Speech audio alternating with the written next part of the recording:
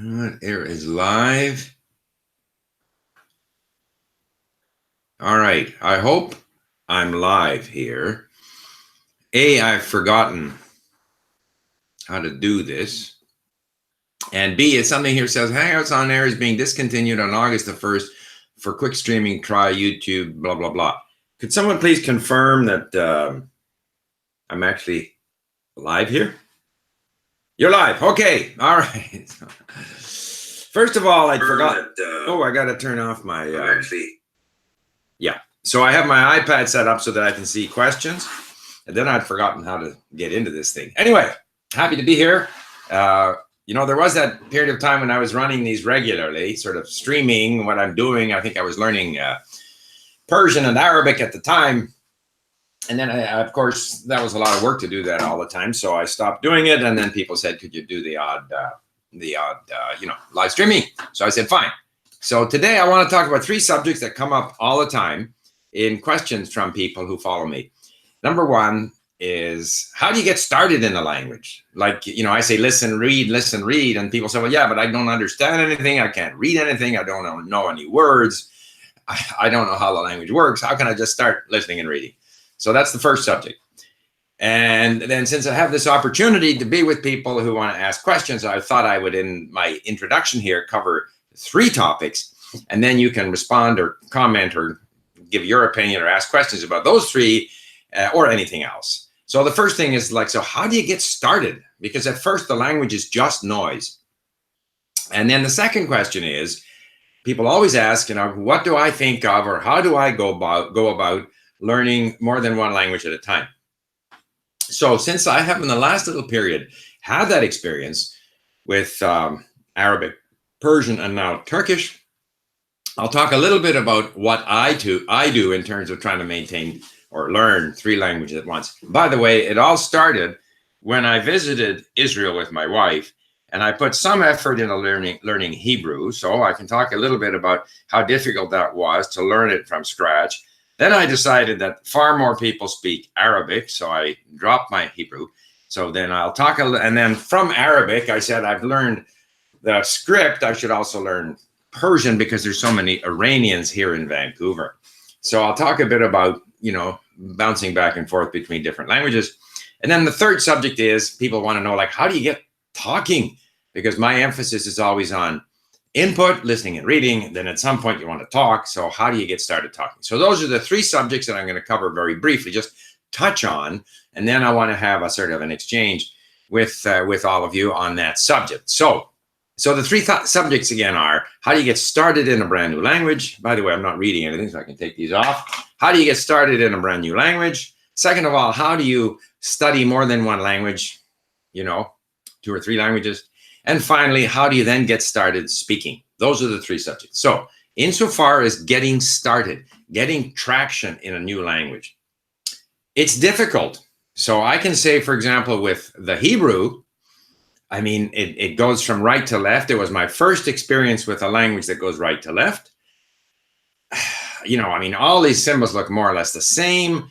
They can be pronounced in different ways. It's a real obstacle. And then the sounds, of course, are just so much noise. It was hard. And with Hebrew, we didn't have text-to-speech, I think. So I got myself a little bit into Hebrew. Found that it was not enough when I was in Israel. So I ended up speaking English, Russian, or French in Israel. It was a real problem on a couple of occasions. For example, checking out of a parking lot when all of the instructions on this sort of machine where you buy your parking ticket were in Hebrew, 100%. So, all I could do was try pressing different buttons because I had no clue what was happening. But then I dropped that and went into Arabic. So then I go to Arabic. And here again, at the beginning, it's very difficult. Then what I listen to is just noise. The symbols in Arabic, there are 4 different forms of the characters. And as to how they're pronounced, it can vary, significantly. So it's not like Spanish or even Turkish, where you can read it, even if you don't know what the word is. So I've now been through this process. Actually, it's going back to Greek, where, I look, or even take my Persian, for example. I look at my mini stories in Persian. And when I started mini story 1, I understood nothing. And I had to read it in Arabic script.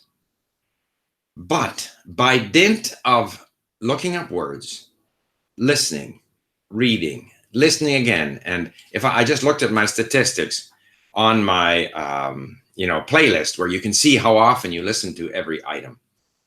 The first 5, 6, 10 lessons, I listened to them 30, 40 times.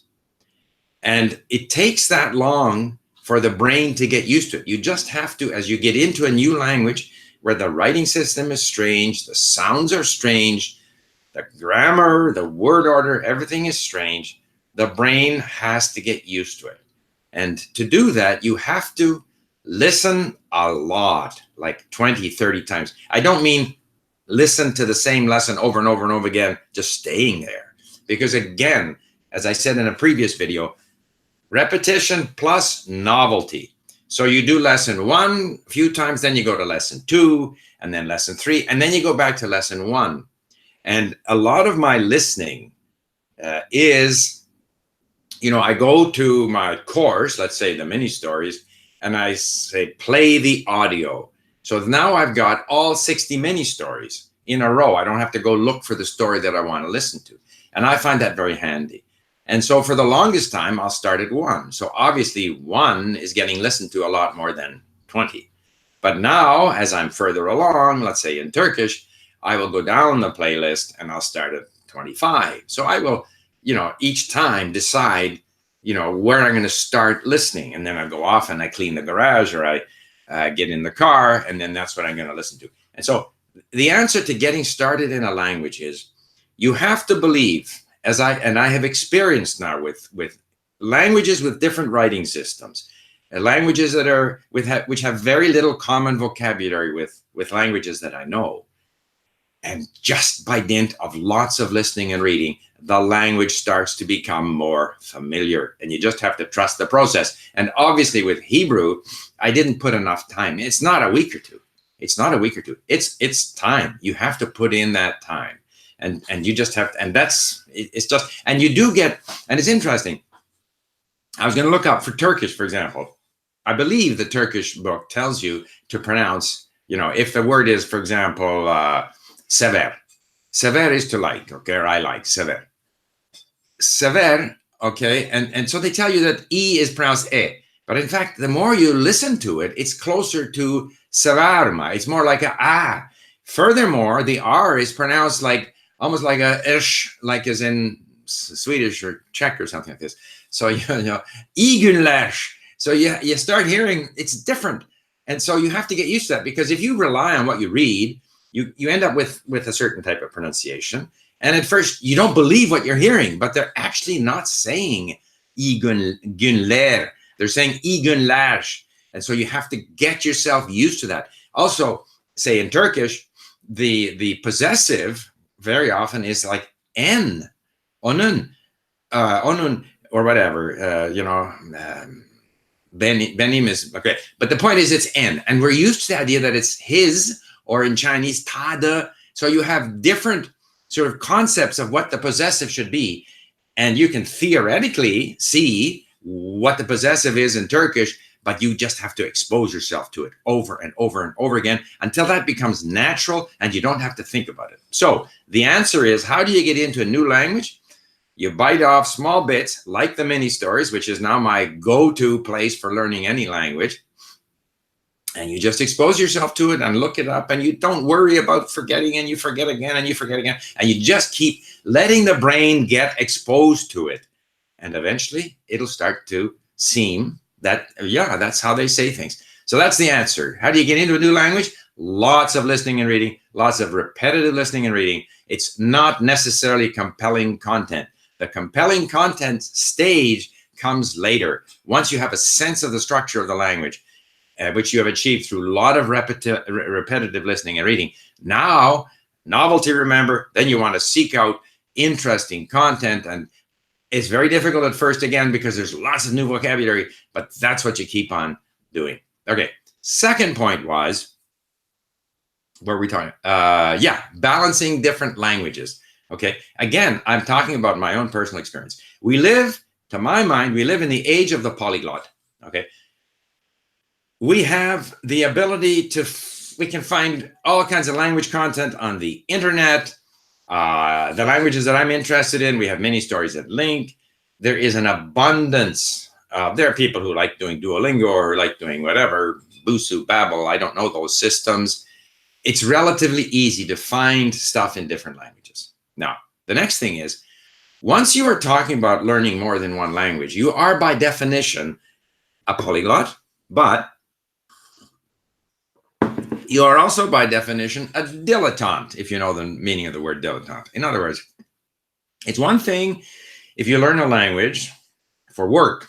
So you're an employee of a company in Japan and you deal with foreign customers, suppliers, whatever, partners, and you have to improve your English. That's, you know, one language and you're totally focused on that language and you want to get as proficient as you can in the one language. Very often that language is English.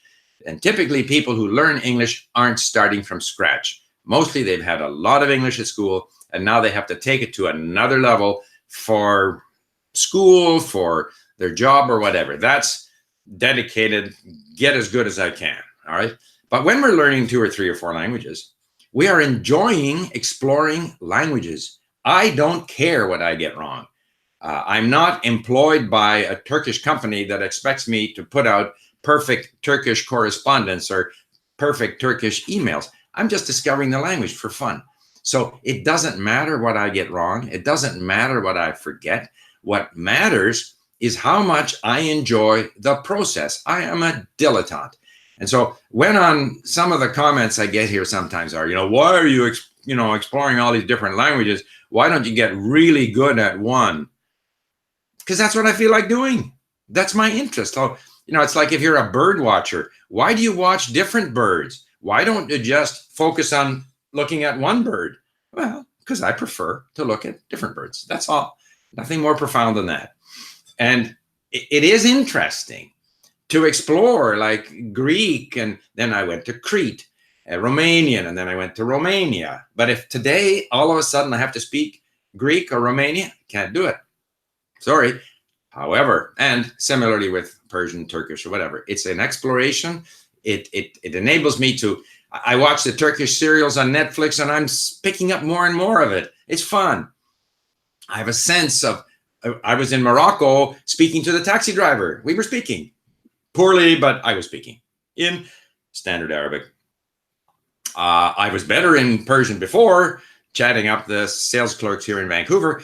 I've kind of lost it a bit because I'm working on Turkish, but it's all fine. So the question is, how do you approach studying more than one language? I think because you're a dilettante, because you're doing it for fun, you do whatever you feel like doing.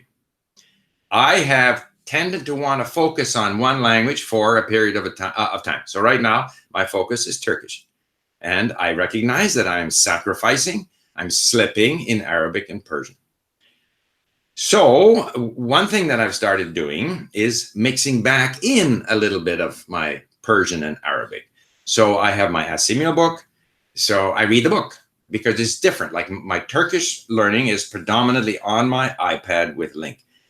Heavy to the mini stories and a lot of my listening. But in Turkish, we now have a lot of other good sort of beginner content I have discovered. Because I go to my feed at Link and I can see what other people are studying. And a lot of that is good stuff. So I'm discovering other good content. But it's largely focused around Link. Even the Netflix stuff, we now have I have the ability with our browser extension to click on a Turkish movie, and I've got the whole transcript, the subtitles loaded in as a lesson at Link. But I don't spend most of my time there. I spend most of it still on the mini stories, getting a better sense of the language. However, whatever I have put into Persian or Greek, it's in my brain somewhere. It's not lost. It hasn't gone down a chute somewhere and it's disappeared. It's there. It just has to be regenerated, refreshed. And not only is it there, but because I have listened to my mini stories so often in Arabic and Persian, that's almost like having taken a part of my memory and put it in a separate, disk drive somewhere. So I find now that the other day I had to go to the dump. So I got to drive out to the dump with a bunch of stuff we're getting rid of and drive back. I'm listening to my Farsi. Interesting. First of all, I hear it more clearly than before. Okay, this is an experience that I've had before. If you move from language A to language B, you're forcing your brain to learn language B. When you come back to the more familiar language A, you hear it more clearly. However, some words I have forgotten, but surprisingly, not so many. And so because I'm going into material that I have listened to so often, I'm able to revive it quite quickly. So I can go back to this sort of stuff that I've learned, which is in my brain somewhere. I can go find it in my, storage area here, which is actually all on my iPad, but nevertheless, and I can refresh myself. And so what I do then, in summary, is to focus 3 months predominantly on one, but maybe have a few activities in the other languages that I'm learning, Persian and Arabic. Those activities could be reading, which is a different form of accessing the language, or it could be, again, listening to the mini stories or even reading the mini stories, but kept to a very small amount so that I'm totally focused on Turkish. And by doing a little bit in these other languages, I'm also making the Turkish more kind of new and exciting. So that's kind of how I do it. But I think everyone has to find their own way. And what I do changes as well. I would say that when I was into like going from Russian to Czech, I just stayed 100% on Czech. I didn't try 3 different languages. I just had one. So I think we need to explore and find out what works best for us. Third subject then is, how do you start talking? So now I've had the experience recently with Greek, with Arabic, with Persian, and now with Turkish. I've had like 6 or 7 conversations in Turkish. I mean, typically I like to be at least at 3,000 words at length, 3,000. And what happens is the first few conversations, and of course, you can't go and talk to perfect strangers. I mean, beyond the hello, how are you? It's very difficult. But I can get on with the tutor. And I just find that at first it's very difficult, and I find a few things that I can say. And the good tutors, they kind of bring out the language in you. They ask things, and I'm on for an hour. And I think the mini stories helped me because I've heard so many of these phrases so often that they start to come out. And then, of course, the good tutors will give you 10, 15 sentences or phrases that you have used in the report, and they will record them.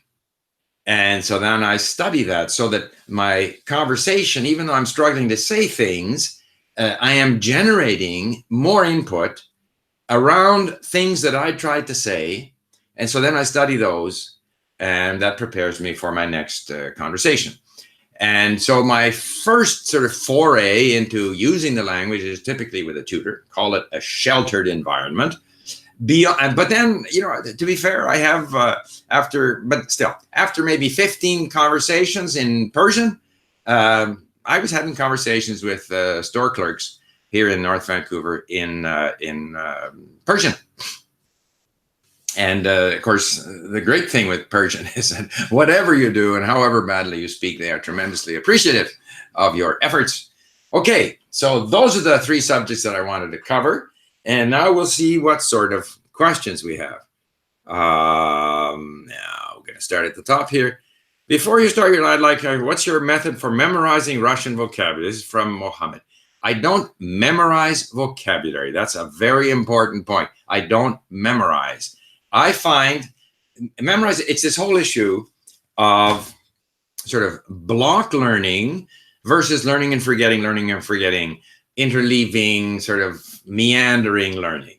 I find that if I do a lot of listening and reading, and if I then read the text at length, and I will in the initial period, go through the flashcards after each page because everything is so new to me.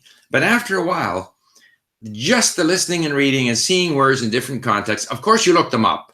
You look them up each time, and you look them up, and at length they were blue and now they're yellow. And when you see the yellow word again, you still don't know the meaning, and you look it up again. And maybe the next time you see it, you still don't know what it is, and you look it up again. But eventually it starts to stick. So whereas trying to memorize something, I find, is less efficient. And there is research which suggests that the sort of deliberate block learning isn't that effective.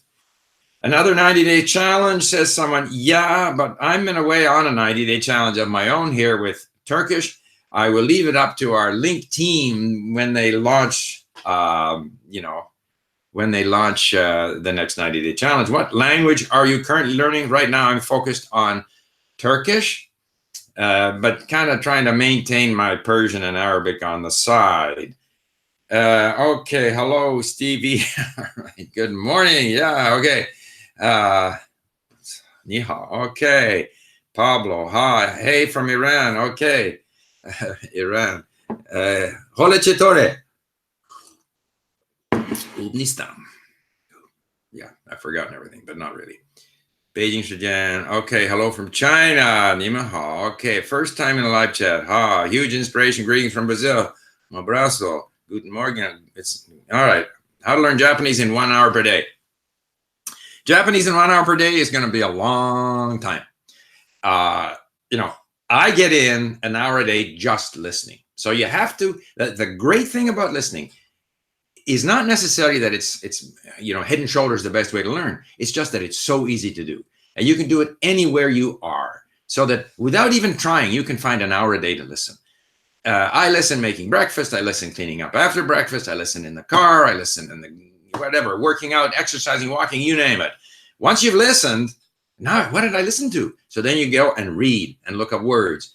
And I would say that if you can put in an hour beyond the listening, so the listening is an hour is a freebie. You got to get that in, but spend another hour reading and learning words. And in the case of Japanese, learning the kanji, if you get in, say, 1 additional hour a day, and now I lost that. Where was that from? Oh yeah, Japanese.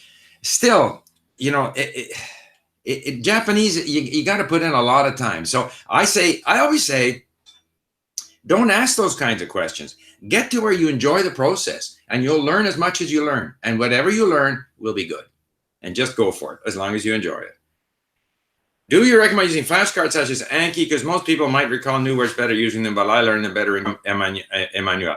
I don't do flashcards. I don't do Anki. At the early stage, I do use the flashcards in Link, either at an early stage, going, from page to page in a lesson, or when I'm reviewing anything that I have left as a yellow link in a lesson, I may sometimes, rather than rereading the lesson, because don't forget, there's so much repetition in each of those mini stories.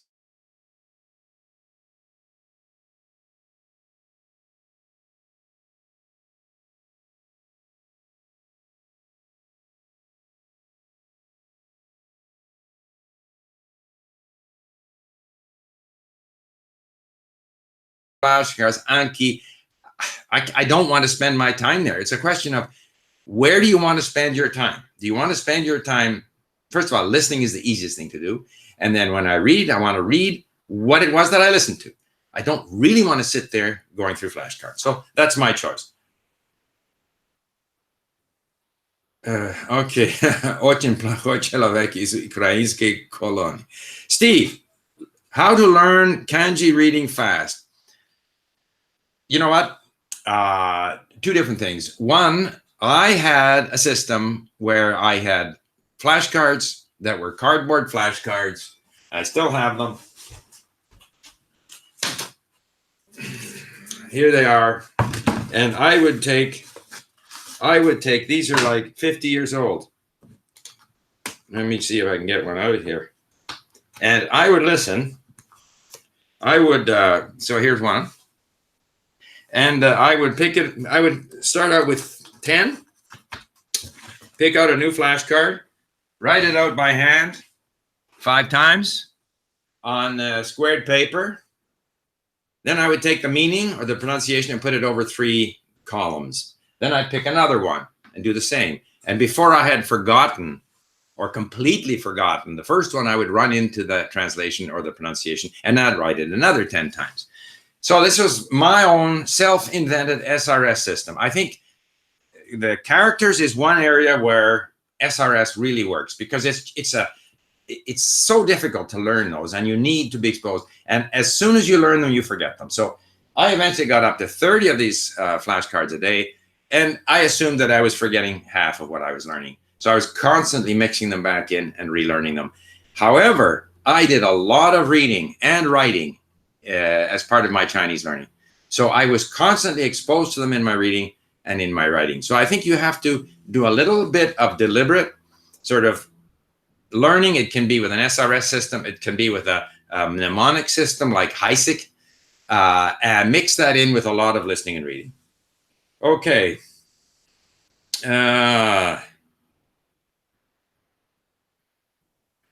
Okay, so I've been through that about kanji. Hi from Romania. Vorbesc limba romena. Forgotten most of it. Okay, best way to increase vocabulary is just a lot of listening and reading. I think I'm covering the same sort of question over and over again. Gustaría ver, señor, falando en Arabic. أنا لا أستطيع أن أتحدث أو يتكلم في اللغة العربية because I've forgotten. نسيت, as we say. Okay, greeting from Brazil, blah, blah, blah. Do you go back to listening to previous lessons like a week or two? Always go back to previous lessons, but I have no particular, it's random. It's random. So I don't have a plan, but I just at some point, like very often it's a matter of if I've gone through, so if I have my 60 mini stories, I want to plow my way through them. And so plowing into the new stories is tough sort of slogging. So then I retreat back to the stories I'm more familiar with. And then I push forward into a few more new stories. And then I go back to the stories that I've already done. And then eventually I get to 60. And then if I select, listen to the audio, so I'm off listening, then necessarily I go back to the earlier ones again. Don't forget that I listen an hour a day at least. So I'm constantly going over old stories and doing new stories. Okay, wait a second. Quando eu conheço o canal YouTube, você já sabe. Quantos idiomas o senhor está falando fluentemente? Okay. Question is, how many do I speak fluently? I'm going to do a video on this subject. Like, how many languages do you speak? How many languages do you know? Okay. I can speak, I would say, 11 languages. And I don't think when I first started, I spoke 12 languages fluently. I have these other languages that I know some of, like, people. I know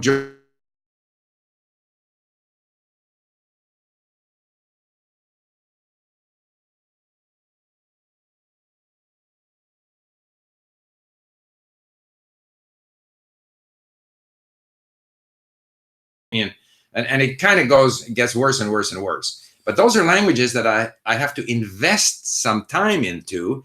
And if I do that, I will bring them back up to a level where I can speak them. So I cannot maintain 20 languages at a level of fluency. At least I can. Some people might be able to. Is it true that after the age of 13 would be impossible to learn language? All right.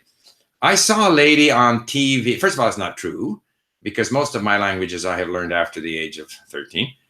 But I saw a congresswoman in the United States interviewed on television who, I can't remember her name, but she is from India. And she said that she came to the United States at the age of 16.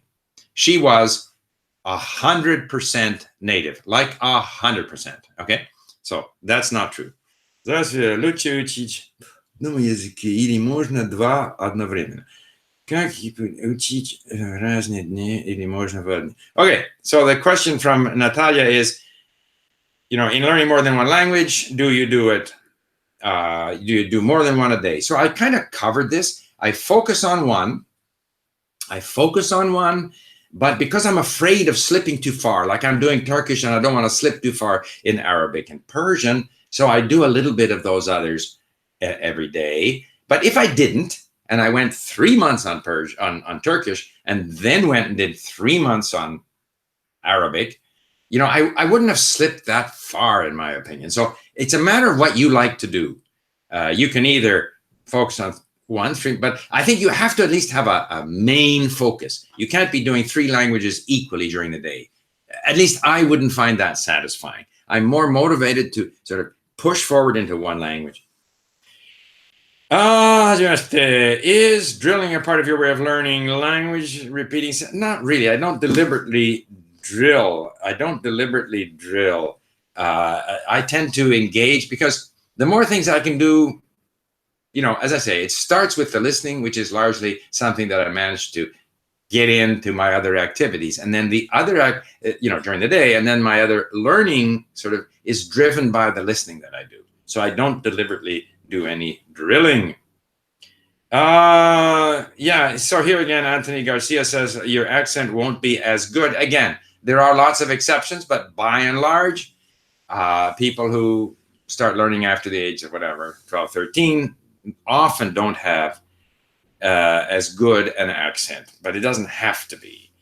I got a last question. Is it feasible to learn more than one language at the same time? A cousin of mine has a burning desire and learns English and German. It's probably for him. Yeah, I mean, it's certainly possible. I think it's more a matter of what you want to do and where you want to be. Like, it's your own thing. You learn languages. As I said, if we're learning more than one language, we are dilettantes. So we can do whatever we please. Try doing it one way, try doing it another way. See how you enjoy it. Okay, how much harder is it to become fluent in French compared to Spanish? First of all, I skipped one. Thanks for doing this. What are some of your favorite... Okay, let me just go back here. What are some of your favorite Chinese novels? Well, my first Chinese novel was 骆驼祥子 by Lao She. I can't remember. It's been so many years. It's been 50 years. Like, I don't read Chinese novels today. But as a part of my learning, I read 骆驼祥子. How much harder is it to become fluent in French compared to Spanish? Well, it depends what your native language is. If your native language is English, I think Spanish is easier because it's written the way it's pronounced. So that's the big advantage. Other than that, I think I don't think there's a big difference in how easy they are. I think it's more a matter of motivation. And welcome, Morocco. Okay, yeah, Morocco. Boy, did we ever enjoy our stay in Morocco, Fez, and we went up to Chef Shawan, and it was very nice. When you start listening to a new language, you listen in slow motion. No, I don't. I listen at regular speed. However, I will say that if I listen to our mini stories, in Persian, they're read quite slowly. In Turkish, they're read quite quickly. I think it's an advantage to listen slowly, especially at the beginning. So if I were to, advise people who record our mini stories, I would ask them to read it just a little more slowly. Don't just plow through too quickly. Okay, when I was in Italy, I stopped using my native language as a reference and used only English. I mean, here again, this is a matter of what we like to do. I typically use English or French or something that I speak very well as my reference language. I tend to want to look things up. Say, if I'm looking up a word, I don't want to see an explanation in the target language. I want to see an explanation in English because there is a good chance that that explanation in the target language will again contain words that I don't know. And then I'll spend my whole time chasing down the meaning of the word. Whereas I want that meaning of the word quickly so I can get back to the content that I'm reading. Yeah, the question was, but yeah, dilettante. Dilettante is a word from French. A dilettante is somebody who does things for fun, doesn't get into any great depth, is not an expert. Like, a dilettante is typically in opposition to an expert, someone who goes into great depth. A dilettante stays on the surface. I'm trying to learn my mother's native language, but there are no resources since it's a tribal language and there are no written records. I'm sorry, I can't help you unless, if you could find some people who would record themselves and transcribe, then that would give you something to use.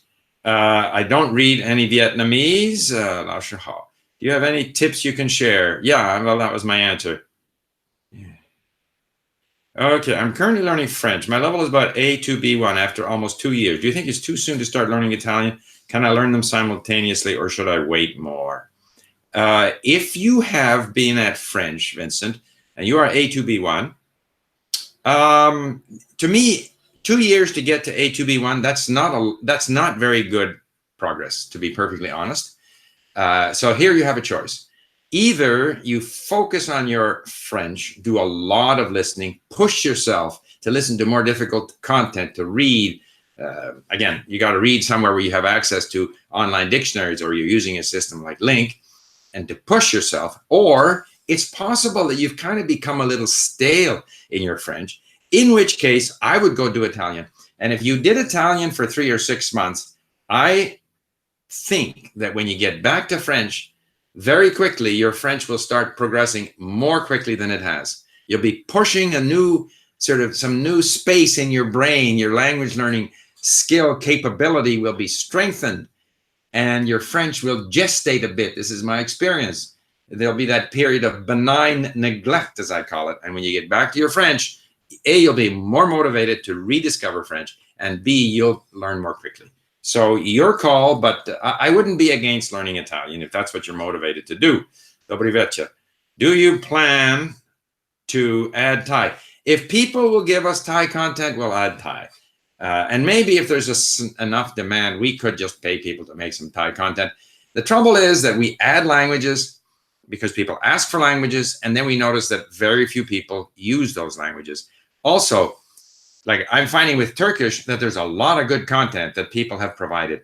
If someone comes to Link to learn Thai and there's very little content in our library, they're disappointed, and we don't like to disappoint our members. So we want to have a significant amount of content in any language that we offer. So if we get enough content for Thai, we would certainly add Thai. Do you speak Vietnamese? No. Okay. What is the topic? The topic is literally anything, but I did talk about how to get started in a language, how to learn more than one language at the same time, and how to get started talking. I'm learning English. When I was in the intermediate level of English, do I stop using my native language as a reference? We had that. How long does it usually take before you can move on from the beginner material to the native speaker level content? Good question. Ideally, there is that intermediate level content because, okay, in all of these languages I've been learning here recently, like Greek, like Arabic, Persian, and Turkish, I've spent a lot of time on the mini stories because I want to get a better feel for how the language works. But of course, these get boring. And every time I move to authentic content, which might have been in the case of Arabic, Al Jazeera podcast, or France 24 podcast, Persian, there is some intermediate stuff in Persian online. Greek, I have to look for podcasts. It's just that little bit too difficult. The ideal material, in my opinion, is conversations that are then transcribed. So people speak naturally. When people speak naturally, they use less difficult vocabulary, more high frequency vocabulary. So you need that kind of bridge. But if I were to give you a sort of a generalization, I would say 3 to 6 months, depending on the language. Where was I here? Okay, yeah, 3 to 6 months. Obviously, like for Turkish, it's going to go faster because it's so much easier to read. Even Persian is easier than Arabic because Persian is kind of a related Indo-European language. In Arabic, it's tough. It's tough. And so it can be 3 months in Persian, and Turkish, it might be 6 or 8 months in Arabic. So there's no general rule there. I'm doing this in Irish and Russian. Irish is frustrating to find resources, but focusing on mostly Russian with some Irish mixed in is helping me make more progress in both. Yes. We will have to study languages after the hologram technician. I have no idea what that is. I'm looking forward to hearing what your current views are on learning multiple languages when you get to that topic. Okay, I've already been on that topic. Greetings from Ottawa. Yeah, I lived there for 2 years. Oh, no, Ben asks if I can, after listening to the mini story 40 times, can I tell a story orally without looking at it? Not at all. Not at all. However, I've socked it into my memory at some level so that as I'm now reviewing them in Arabic or Farsi, Persian, I can almost anticipate what's going to come. It also helps me to read because the Arabic script is still difficult for me to read, but by no means could I, haven't attempted it, but it's not like I could recite them without the text. Nice, really, just 7 months, you seem reasonably familiar. Okay, what do you do?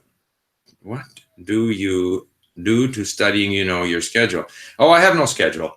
I just, whatever. As I say, the listening triggers it. The listening is something I can do whenever I have the opportunity. And then that motivates me later on to sit down with my iPad and go over reading and linking what I listen to. How do you decide when to move on from one language to another? Has that changed more recently? Since being retired, you might have more time for languages. Yes, of course I have more time for languages.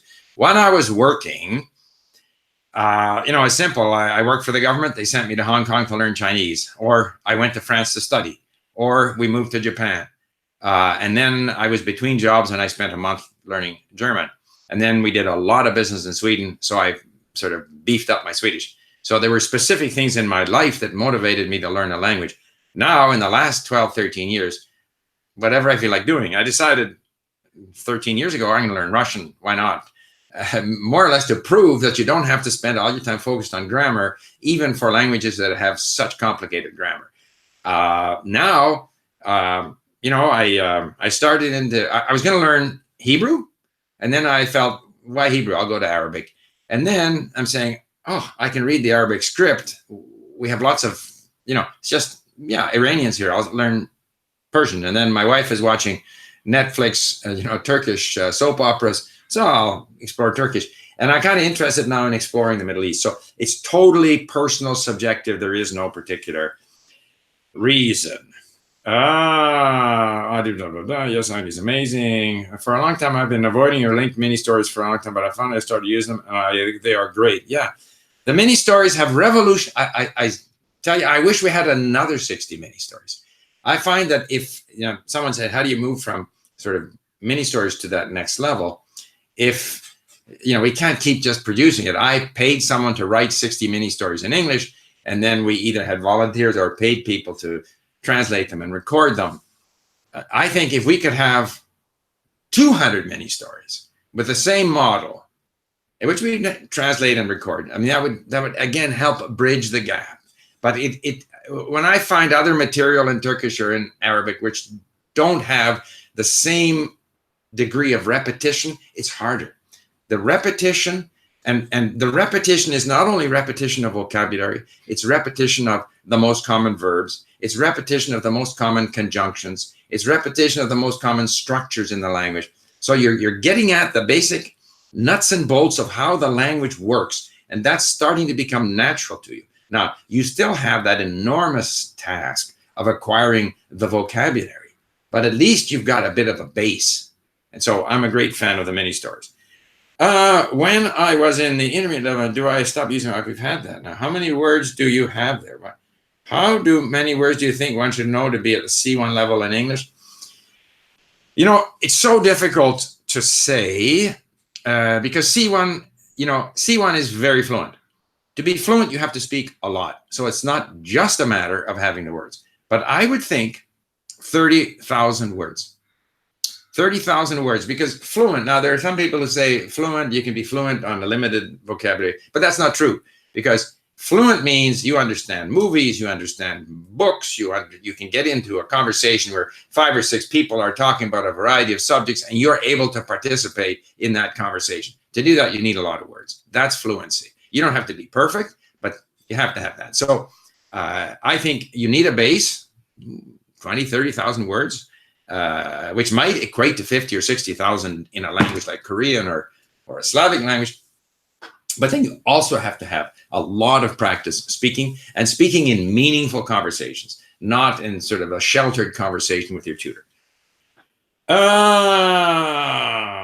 hello from Bangladesh. Hi, one day I might learn Bengali. Who knows?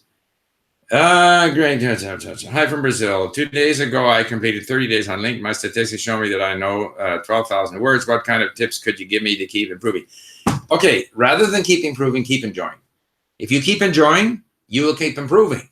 So find books that you like, movies that you like, say on Netflix. You can download the transcripts. Talk to people as much as you can, which probably is more difficult in Brazil because there aren't that many English speakers around you. But the goal is to keep enjoying. If you keep enjoying, you will keep improving. How do you learn cases and languages? Oh, sorry. How did you? Okay. From what you have felt, Greek is closer. Let's say. Okay. Oh, here we are. From what you have felt, Greek is closer to Middle Eastern culture or as a language or to European language. Greek is very interesting because Greek, ancient Greek is at the base of European culture. You often hear people talk about Judeo-Christian Western civilization. I don't believe that. European culture is based on pagan, i.e., not Judeo-Christian, philosophy, political institutions, thought, Greece. So Greek is there, yet there are many words that we recognize because we have, imported them into English or other European languages. But I would say that the language itself obviously is closer to European languages. Geographically, it's closer to the Middle East. The food is similar to Middle Eastern food, but that's also true of, Croatia, Serbia, and so forth and so on. So it's kind of there. I wouldn't like to, I can't answer the question, but it certainly has elements of both.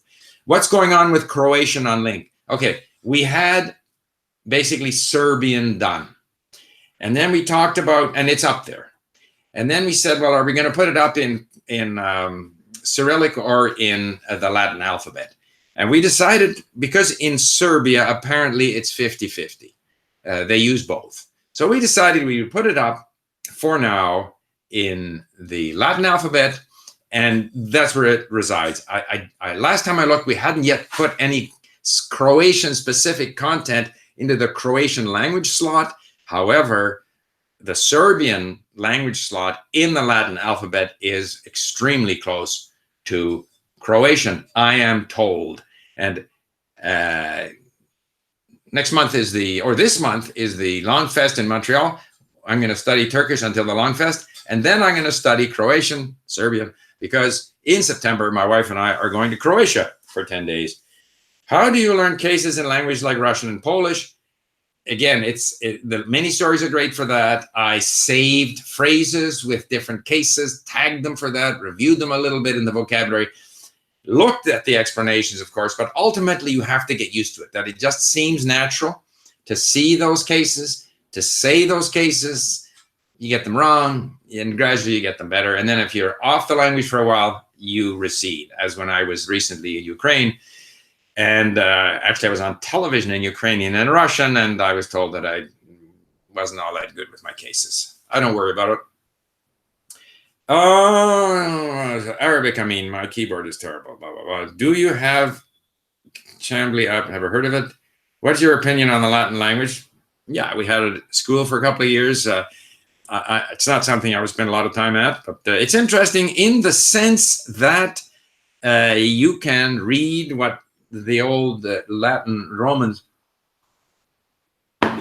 wrote, so you kind of transport it back in time. Okay, where are we here? Where are you from? What's your opinion on the Latin language? Привет, Steve. How could I listen to German audiobooks if I simply know 100 words in German? How could it help me? Yeah, with 100 words in German, Artyom, you can't. So you need to work up to that. That's where the mini stories come in. And again, you can't listen to audiobooks for which you don't have the e-text. So, for example, when I was learning Polish, I would go to publio.pl and I would buy audiobooks for which I could get the ebook. Same with Ukrainian. But before I can do that, I got to put in 3 or 6 months of easier material. Now, pozdrowienie z Polski, z Gdańska, uczyć się jeszcze polskiego, yes, but gdybyś miał ochotę odnieść swoje umienie, wspomnienie, to chętnie ci pomogę. Thank you. I have been off Polish. It's there. If I were to get back to it, it would take me a couple of days, and I'd take you up on your offer, Christoph. Brazil, lucky bro. Steve, haven't seen in a while. Have you ever used David James Goldlist method? I tried it, and I was unable to maintain it. It's just not something that I'm inclined to want to do. A lot of people like it. I tried it and couldn't keep doing it. Hello, I have my first online lesson in Greek tomorrow. Any tips for making the most of this lesson and consequent lessons? Use Link every day and enjoy it very much. Oh yeah, no, the thing is, make sure that your tutor gives you a list of 10 or 15 phrases, words, single words, not so good, phrases or sentences, 15 that you tried to use or you had trouble, or you didn't know. And so you get this, and then ask her to record that. And then I take that and I import it into Link. And I listen to that many times. And I keep that as a course in my, my courses.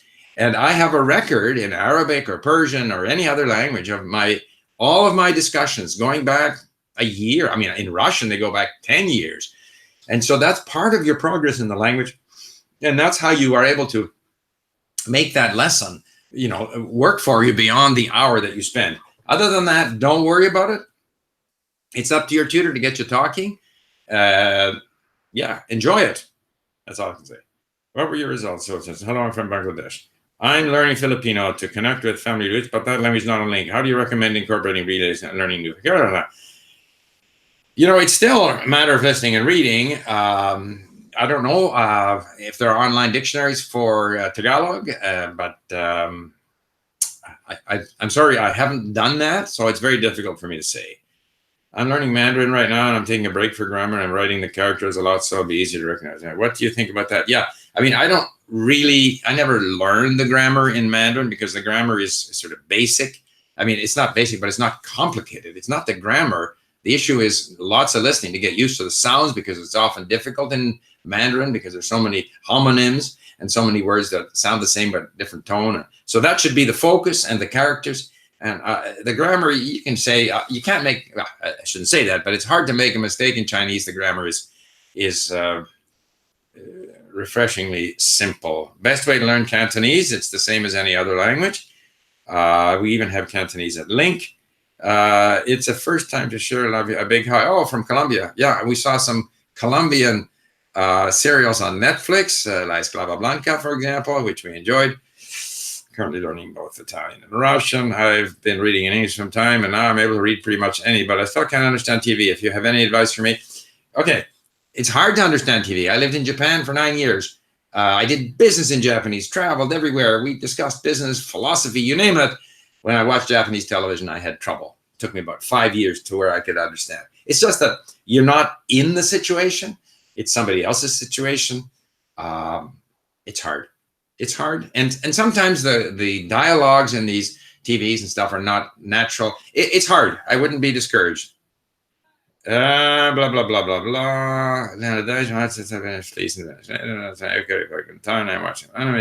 How do you think would it be useful to learn tonal language like without native speakers starting to learn reading and writing? All right. If I understand the question, I don't start with a teacher. I start by a lot of listening and reading, a lot of exposure. Now I have things that I'm curious about. I have phrases that I want to use. If I have paid attention to the pronunciation, I'll gradually get better at the pronunciation. I do look at some resources if it's a tonal language to kind of confirm to me what I heard, because sometimes we hear it wrong, and I just keep listening and reading. And then at some point I want to start speaking. During reading, okay. Do you translate vocabulary or learn through context? Well, I use Link, but so every time I don't know a word, I look it up. Okay. Oh, I missed that. Most people, the problem is translate. It's not a problem. You have to translate. You have to refer to something that you know. So I translate the word. But if I listen and read enough, then the text itself starts to have meaning directly, because I've looked up the word so often that I no longer need to look them up, and the whole thing has meaning. Any Russian novels that you would recommend for a beginner? I would recommend short stories by Chekhov, for example. And then the first novel I read was by Tolstoy. It was the Kreutzer Sonata, because unlike War and Peace or Anna Karenina, the Kreutzer Sonata is only that thick. And the great thing about Russian is that just about any book you want to find, audiobooks are available. And if it's 19th century, like Chekhov or Tolstoy, the ebooks are free. You can import them into Link. Can you please speak some Turkish? Okay, now it's very difficult. Okay, Türkçe. Okay, I gotta remember. Türkçe öğrenmek istiyorum. I would like to learn Turkish. Or öğrenmeyi seviyorum. There you go. Dil or her gün Türkçe dinliyorum. Çok güzel. All right. That's enough. Can you please speak some Turkish? My favorite Chinese novel, Broken Brass Drop. Brass Drop. I don't know that one. I'm learning English. My level is good, blah, blah, blah. I feel I've stopped learning how to improve. Okay. Obviously, when we reach a certain level, like I've often said, that when you start learning a language, you have that feeling of making a lot of progress. And then you go through a long period where you don't really think that you're making progress, and you just have to continue because there are so many words to learn. So try to enjoy it. Don't worry about whether you're making progress. One of the advantages of Link is that we actually keep track of how many hours you listen, how many words you've learned, so you can see that you are achieving something, that there are these milestones in your learning, because very often we don't have a sense that we are improving, even if we in fact are improving. Okay, native Spanish speaker here, English, Portuguese, blah, blah, blah. Love that profile picture, ha, ha, ha. In focusing on Arabic, Persian, Turkish in close proximity, have you found the benefit from the shared vocabulary? Absolutely, absolutely. It's delightful to discover, even if their meaning is slightly different. Anytime you find what they call a false friend, but which I find very helpful, and that's part of the fun of learning the three languages, is knowing that historically and culturally they are connected, and then seeing the words that are common. It's a great sense of discovery. How important do you think speaking is in the role present? I've been studying English for years, but rarely go out of my way to have a conversation and improve my speaking. Yeah, I think speaking is I mean, at some point, to become truly fluent, you have to speak a lot. I have found the languages that I speak the best, I have spoken the most. But I mean, I'm quite comfortable in Russian. I make mistakes, but I won't be stuck. It's not that I don't understand. I was on television in Ukraine in Russian. I haven't spoken much Russian. So as part of the learning process, I don't think it's that important, particularly at the beginning. But I like to have some, like I am enjoying my interaction with my tutors, especially if they send me a proper report with audio that I can listen to. It's part of my input. It's part of my learning process. But ultimately, listening and reading is the most, ultimately enjoying it is the most important thing. So, and where you have opportunity to speak, by all means, go for it and don't worry about how you do. Are you able to read Japanese novels, text, or wait a second, Steve? How important is it? Yeah, I can read Japanese novels. Yes, and I can understand Japanese audiobooks, but I don't do that now. How about if you're trying to learn new language at the same time you're trying to revive your old foreign language? Well, this is for Muhammad. Yeah, and this is what I explained in my intro, that I'm doing some of that now, but not for languages like Romanian or Greek, where I know I'm weak, but with the ones that I'm now learning. So I will focus on Turkish, and then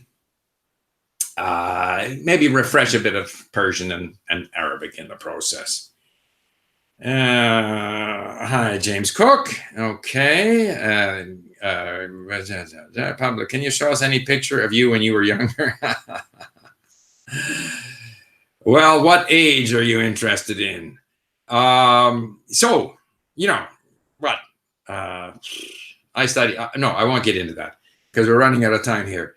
If you wanna, something about my life when I was younger, you can read my book, which you can find at my blog, thelinguist.com.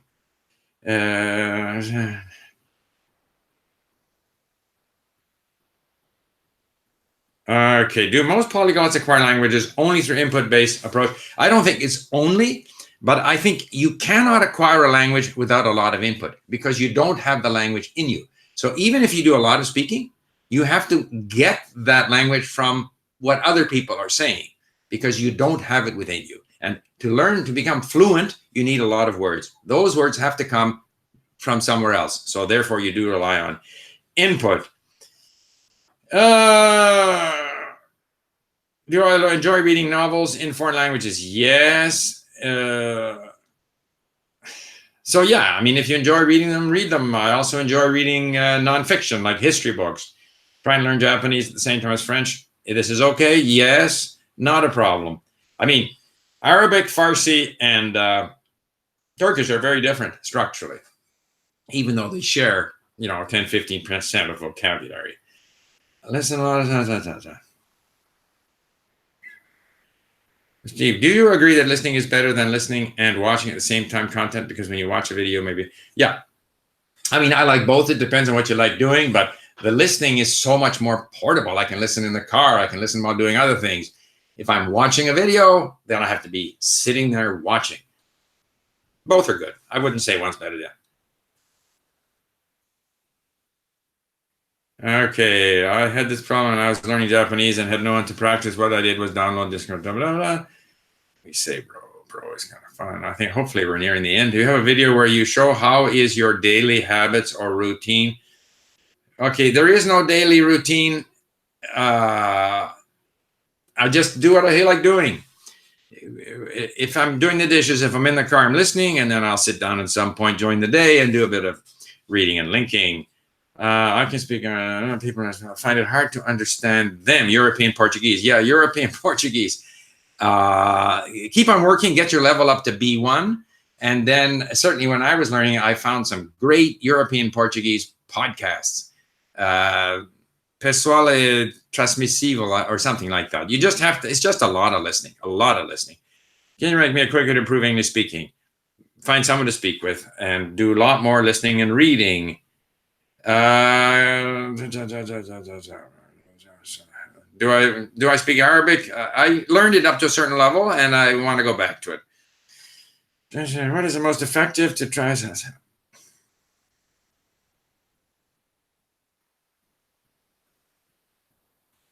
So Lauren Chan needs to find Japanese material for academic presentations. Google some subjects in Japanese and you should be able to find something. I'm sorry I can't help you. I haven't been doing that. Okay, we're from...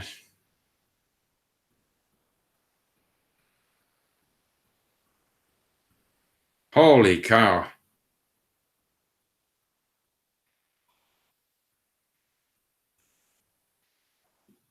Okay, help with Czech. I recommend you get on Link and import some Czech. There's lots of material available in Czech. Audioteca is a good website. You can find some audiobooks and ebooks.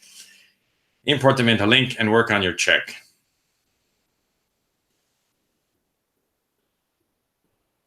Oh, we're near the end here. All right.